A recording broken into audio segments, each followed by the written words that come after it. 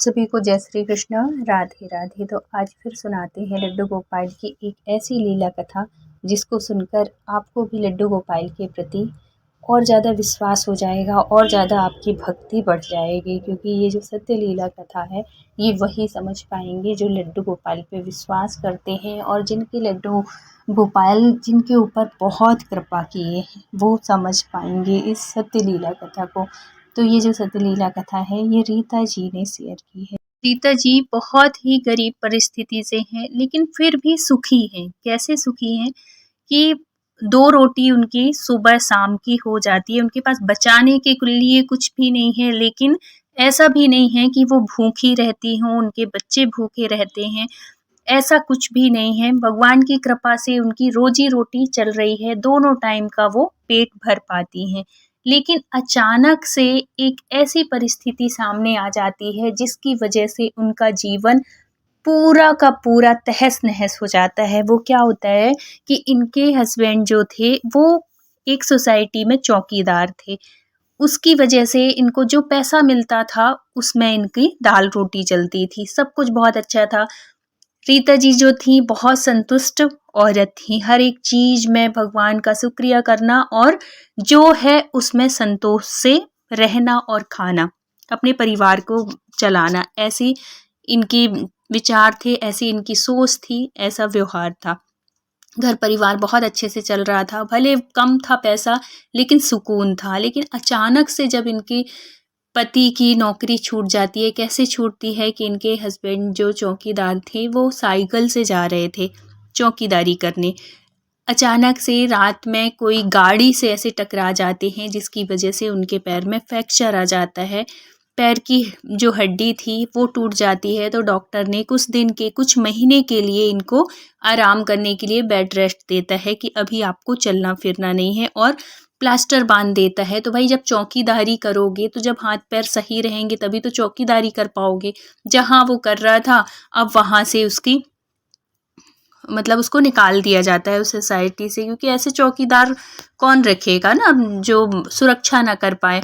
इस वजह से उसको कुछ दिन के लिए, जब तक डॉक्टर ने मना किया है तब तक वो घर में बैठ जाता है, और घर में कमाने वाला सिर्फ एक ही था, यही था, और जो बच्चे थे वो छोटे छोटे थे।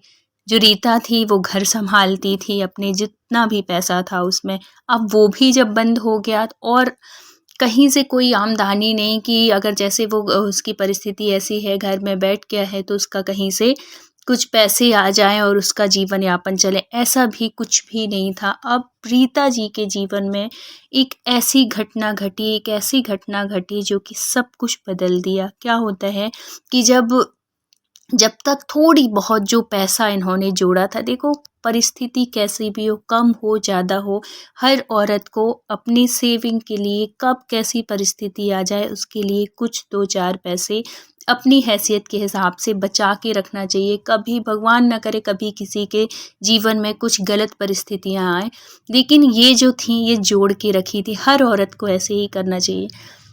थोड़ी बहुत पैसे इनके पास थे जो कि कुछ दिन तक इनका सुबह शाम की रोटी, जो सब्जी रोटी दाल रोटी थी, वो दाल रोटी की जगह नमक रोटी ही खाए, लेकिन भूखा कोई नहीं रहा। लेकिन अब वो भी पैसे कितने दिन चलेंगे? ऐसा तो था नहीं कि इनके हस्बैंड बहुत पैसे कमाते थे, चौकीदारी में कितना पैसा मिलेगा। अब वो भी पैसे ख़त्म होने लगे। अब इनके सामने बहुत बड़ी समस्या आ गई कि अब कैसे जीवन यापन होगा, कैसे क्या होगा, बच्चे भूखे रह जाएंगे, क्या होगा। अचानक से ये कहीं जा रही थी तो इनकी जो एक सहेली जैसे ही समझ लो, मोहल्ले पड़ोस में जो लोग होते हैं उसमें से एक इनकी सहेली मिली जो कि काम करती थी किसी के घर में। उसने इस परिस्थिति को जाना और उसने कहा कि रीता, एक घर में काम है, अगर तुमको काम करना हो तो तुम कर सकती हो, इतना इतना पैसा है, कम से कम तुम्हारे बच्चे भूखे तो ना रहेंगे, इतना कमा लोगी तुम। जब वो सुनती है, और कुछ ऐसा था ही नहीं कि जो रीता जी कर सकती थी, क्योंकि ज़्यादा पढ़ी लिखी नहीं थी, परिस्थिति ऐसी थी कि कुछ भी काम वो करने के उसमें नहीं थी, सिर्फ एक यही था जो कि कर सकती थी। उसने तुरंत हाँ बोल दी, बोली कि हाँ मैं कर लूँगी, क्योंकि सवाल बच्चों का था, भूख का था। अब वो काम करने जहाँ जाती है वो घर बहुत ही अच्छा था, बहुत ही संस्कारी, बहुत ही घर परिवार के लोग भगवान को मानने वाले थे। जब वो उस घर में प्रवेश करती है, जैसे ही जाती है उसको एक अलग सा सुकून, एक अलग से शांति मिलती है। देखो घर घर में भी ना एक पॉजिटिव एनर्जी होती है, एक नेगेटिव एनर्जी होती है। बहुत बड़े मकान होने से कुछ नहीं होता है, बहुत पैसा होने से कुछ नहीं होता है। किसी किसी का घर बहुत बड़ा होता है, बहुत सुंदर होता है, लेकिन उसके घर में सुकून नहीं होता है। घर घर में घुसते ही साथ ऐसा लगता है कि कितने जल्दी हम बाहर निकलें। और एक घर होता है जो कि भले छोटा हो या बड़ा हो, उससे कोई फ़र्क नहीं पड़ता है, लेकिन उसके घर में सुकून होता है। ये सुकून कहाँ से आता है? जब हमारे विचार, जब हमारी सोच, जब हमारे जो आचरण है वो भक्तिमय हो, भगवान से हम जुड़े हों, विचार अच्छे हों, तब ये जो वाइब्रेशन है ये पॉजिटिव ही रहता है। भगवान की कृपा जिस घर में रहती है उस घर में सुकून रहता है, उस घर में शांति होती है। ऐसे ही था ये घर जहाँ पे रीता काम करने के लिए जा रही थी। क्या था कि इनके घर में जो काम वाली थी वो गांव चली गई थी, तो अब इनको काम करने के लिए चाहिए था, काम करवाने के लिए। तो ये रीता आई। रीता काम बहुत अच्छे, देखो अभी तक इसने कभी काम नहीं किया था, ये उसके जीवन का, भले उसका आदमी चौकीदार था, कुछ भी था, लेकिन एक इज्जतदारी के साथ रह रहे थे। किसी के घर में कोई काम नहीं, जो है अपना घर जितना है उसी में संतोष करना। लेकिन परिस्थिति ऐसी आ गई, इसकी वजह से इसको करना पड़ा। हस्बैंड ने हार मान के इसको बोला कि ठीक है, अब क्योंकि कोई ऑप्शन ही नहीं है कुछ वो करने का, तो उसने बोला ठीक है। अब ये यहाँ पे करने लगी, इसको बड़ा अच्छा लगने लगा यहाँ पे। इनके घर में एक जो मकान मालकिन थी वो बहुत मानती थी लड्डू गोपाल को, बहुत सेवा करती थी।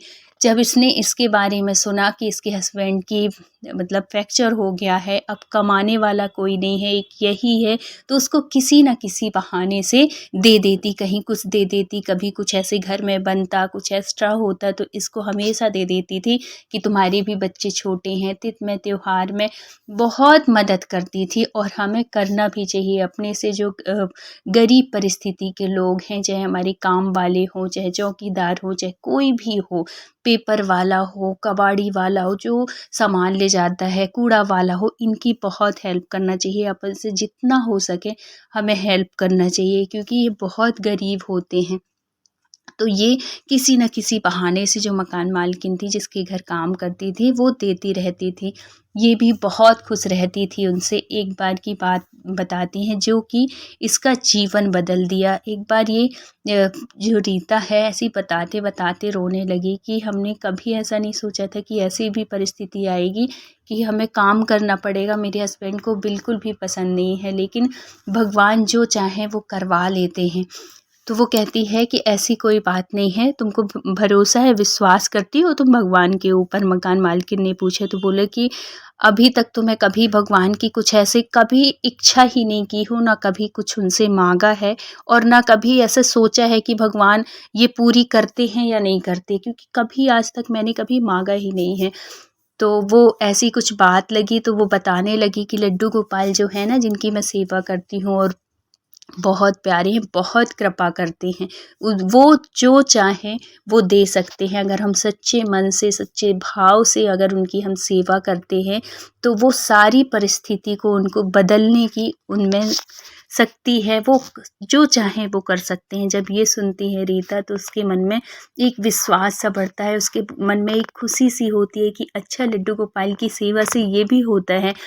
अपनी इच्छा मतलब जो हम चाहें वो पा सकते हैं। तो वो बोली कि हाँ, सारी इच्छाएं पूरी होती हैं अगर तुम भगवान की सेवा, भक्ति एक भाव के साथ करो। तो वो कहती है कि मेरे घर में तो मैं मानती हूँ भगवान को, ऐसा नहीं है कि मैं नास्तिक हूँ, मैं भगवान को मानती हूँ, लेकिन मेरे घर में कोई मूर्ति नहीं है, कोई लड्डू गोपाल नहीं है। एक छोटी सी फ़ोटो है जिसकी कि मैं दुर्गा जी हैं, वो मैं सेवा करती हूँ, मैं उनको मानती हूँ।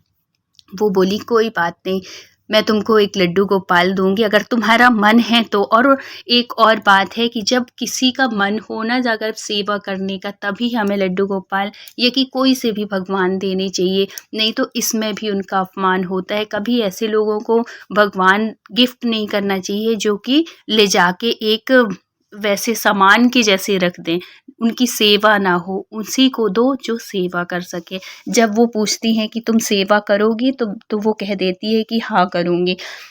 तो उसकी जो मकान मालकिन है, दिवाली में इस बार उसको गिफ्ट में लड्डू गोपाल भी देती हैं, बहुत सारा सामान देती हैं उनके बच्चों के लिए, कपड़े उसके लिए, उसके हस्बैंड के लिए, कि जिसमें उसकी दिवाली बहुत अच्छे से मने। मिठाई-विठाई सब कुछ देती हैं उसके साथ में, उसको लड्डू गोपाल देते हैं। और लड्डू गोपाल देते ही साथ जब वो घर ले जाती है सब कुछ बहुत अच्छे से वो करती हैं। लेकिन उसको ये नहीं पता था कि इनकी सेवा कैसे करते हैं, कुछ भी उसको अभी ज़्यादा जानकारी थी ही नहीं। वो तो पहली बार काम करने आई, देखा, उसको अच्छे लगे और उसने सुना कि लड्डू गोपाल बहुत कृपा करते हैं, तो वो अपने जहाँ पे उसने अपनी फ़ोटो लगाई हुई थी, वहीं पे एक छोटी-सी जगह बना के लड्डू गोपाल को विराजित कर दी। फिर बाद में वो रोज़ काम करने आने लगी। जब एक दिन और काम करते-करते उसने देखा कि ये जो मैडम हैं वो तो इनको भोजन भी भोग भी लगाती हैं, इनके साथ ऐसे मतलब एक बच्चे की तरह उनके साथ व्यवहार करती हैं। कई बार ये झाड़ू लगाते, पोंछा लगाते समय इन्होंने कई बार ऐसे सुना कि वो उनसे बात भी करती हैं। फिर इसने पूछा कि बीबी जी आप मुझे एक बात तो बताइए कि इनकी सेवा कैसे की जाती है? क्योंकि मैंने कभी इनकी सेवा नहीं की है, किस भाव से मैं इनकी सेवा करूँ? आपने जो दिया मैं तो रख दी, और है तो मेरे पास टाइम भी नहीं है और मैंने कभी ऐसी सेवा की भी नहीं, तो मैं कैसे सेवा करूँ?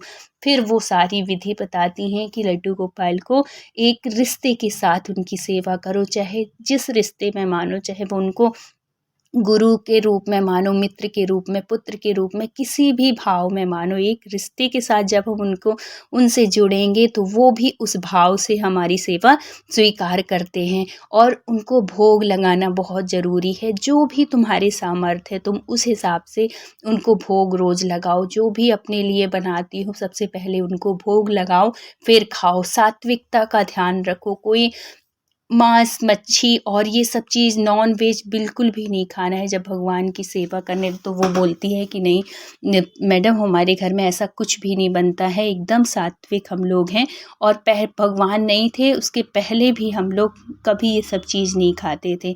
तो वो सुन के बहुत खुश हो जाती है और कहती है लेकिन इतने दिन हो गए, आप तो बोली थी कि लड्डू गोपाल बहुत कृपा करते हैं, लेकिन 15 दिन हो गए हैं अभी तक तो कुछ ऐसा मुझे समझ में नहीं आया। तो वो बोली कि कोई भी सेवा हो ना, हमें किसी उससे नहीं करना चाहिए कि हम सेवा इसलिए कर रहे हैं कि हमें ये मिलेगा। भगवान को जो देना होगा वो सब समझते हैं, वो सब जानते हैं कि तुमको कब किस चीज़ की ज़रूरत है। और ऐसे जब बताती हैं तो उसको भी इस बात का वो लगते हैं कि हाँ सही बात है, भगवान करेंगे ज़रूर कुछ ना कुछ कृपा। कुछ दिन सेवा करते बोली कि तुम सिर्फ़ सेवा करो, एक भाव के साथ उनकी सेवा करो, वो देखना ऐसी कृपा करेंगे कि तुम कभी सोची भी नहीं थी। अब क्या होता है कि कुछ दिन के बाद इसके हस्बैंड का पैर भी जो फ्रैक्चर हो गया था वो जुड़ जाता है, पैर ठीक हो जाता है, अब वो चलने फिरने लगते हैं। अब उसको फिर वो दोबारा काम मिल जाता है और अब वो उसको ऐसे काम मिलता है कि एक घर में ही जो वो होते हैं ना चौकीदार होते हैं, उसकी उसकी नौकरी मिल जाती है। लेकिन ये था बहुत वफ़ादार, दोनों हस्बैंड बहुत अच्छे थे। तो इसकी वफ़ादारी देख के इसके जो मालिक होते हैं, जहाँ पे ये काम कर रहा था, चौकीदार था, वहाँ पे इसको एक इनकी फैक्ट्री थी तो उसमें इसको काम दे देते हैं इसकी वफ़ादारी देख के। वो काम करते-करते वो बहुत मेहनत का करते-करते इसकी लगन देखते-देखते इसकी सैलरी और बढ़ जाती है। जब सैलरी धीरे-धीरे बढ़ने लगती है तो इसकी परिस्थिति भी अच्छी होने लगती है और जब इसको अच्छी सैलरी मिलने लगी सब कुछ, और भगवान की कृपा से उसी मालिक ने इसको एक छोटा-सा एक रूम दे देता है। अभी क्या था कि अभी किराए के मकान में भी नहीं थे, ये समझो कि एक झोपड़ी जैसे ही ये रहते थे। ना तो इनका घर रहने का था, बारिश होती थी तो पानी भी गिरता था, धूप भी आती थी, सब कुछ ऐसी परिस्थिति थी। लेकिन भगवान की कृपा से धीरे-धीरे उनकी परिस्थिति बदली। अब उसके जो हस्बैंड हैं उससे तुम काम करना बंद कर दो, मैं भगवान की कृपा से मुझे अच्छी सैलरी मिल रही है, घर परिवार बहुत अच्छा चल जाएगा और रहने के लिए अब मकान भी हो गया है, कोई दिक्कत नहीं है। बच्चे छोटे हैं, अब उनका एडमिशन करा देते हैं एक अच्छे से स्कूल में। तो भगवान की कृपा से उन बच्चों का एडमिशन भी हो गया, उसकी सैलरी भी बढ़ने लगी और ये सब कुछ कृपा उनके लड्डू गोपाल की वजह से थी। वो जाके एक दिन जिसके यहाँ काम करती थी उसके पास जाती है और उसको भी धन्यवाद देती है कि ना मैं यहाँ पे काम करती और ना मुझे मेरे घर में लड्डू गोपाल आते और ना इतनी कृपा बरसती और है तो बहुत बहुत धन्यवाद देती है और उनसे कहती है कि अब मैं काम नहीं करूँगी, आप दूसरी काम वाली देख लीजिए क्योंकि मेरे हस्बैंड को अब अच्छी जॉब मिल गई है। भगवान की कृपा से उनको एक रहने के लिए हम लोगों को एक रहने के लिए रूम भी मिल गया है और क्या चाहिए बेबी जी, हमें बहुत सुकून है, बहुत कुछ है, बहुत ज़्यादा लालच नहीं है। अब हम अपने घर में रहेंगे, बच्चों को देखेंगे, बच्चों को पढ़ाएंगे लिखाएंगे। ये सुन के वो जो मकान मालकिन थी वो भी बहुत खुश हो जाती है कि आज के टाइम पे इतना संतुष्ट होना भी ये भी एक भगवान की इसमें भी एक कृपा ही है क्योंकि जितना पैसा जितना धन दौलत रहता है ना लोग उतने ही और बढ़ाने की कोशिश करते हैं, संतुष्टि नहीं रहती।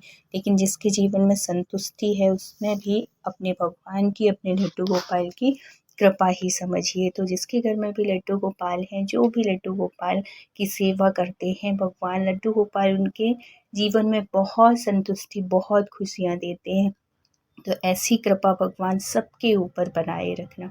बोलिए राधे राधे।